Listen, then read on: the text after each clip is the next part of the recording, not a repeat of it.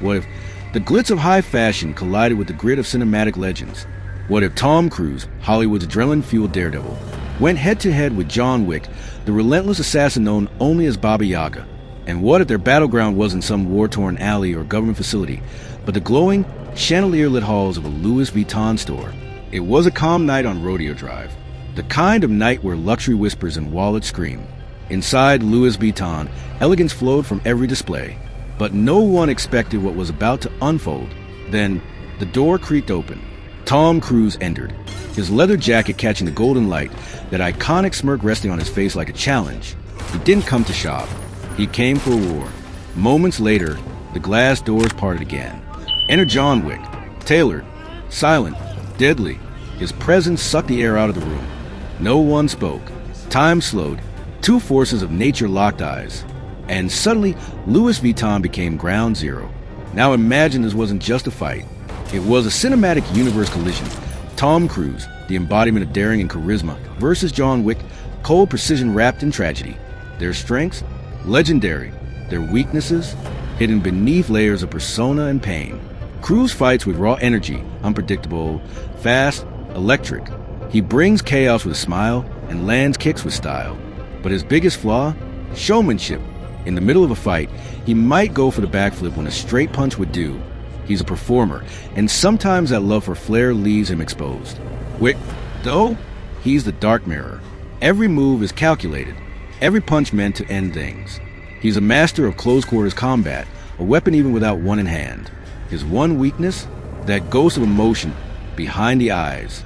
He's haunted, and sometimes that pain slows the hand that would otherwise kill. What if that fight tore through the store? Cruise would leap from bag counters, hurling display mannequins with flair, using silk scarves as improvised weapons. Wick would counter with brutal precision, using coat racks like batons, redirecting Cruise's wild energy into devastating throws. Perfume bottles shattered. Designer belts turned into whips. Cruise slid across the marble floor under a flurry of kicks, only to pop up and land a spinning elbow. Wick absorbed it, responded with a headbutt, a knee, a sweep, efficient, unrelenting. They fought like opposites. Fire and ice. Thunder and silence. 4-5 straight minutes, captured on Louis Vuitton's now-deleted security footage. They demolished the store. Racks crumpled. Mirrors shattered. Even the staircase wasn't safe. And then came the rooftop. Imagine the final scene. Cruise, battered but grinning. Wick, bleeding but composed. The air electric beneath the flickering Louis Vuitton sign. Cruise struck first, launching himself with one final aerial attack. A flying knee meant to end it all. But Wick sidestepped. Calm, deadly. He turned Cruise's momentum against him, slammed him into the railing, and delivered a flurry of precise, clinical strikes. No flair, no flash, just a man doing what he does best, ending things. Cruise hit the rooftop hard. Not unconscious, not broken, just beaten. He smiled from the ground, as if to say, hell of a fight. Wick gave the smallest nod. No words needed. So, what if this really happened? What if these two legends truly clashed in the most luxurious battlefield imaginable? John Wick would win, not because he's more famous, not because he's colder, but because he's built to finish. Cruise fights to thrill. Wick fights to survive. That's the difference. And on that rooftop, it made all the difference.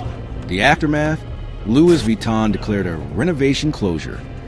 Witnesses still whisper about the flying handbags and broken glass.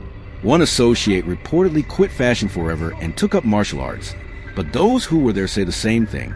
It was the most expensive, most unforgettable fight in fashion history. And maybe, just maybe, the world wasn't ready for a rematch.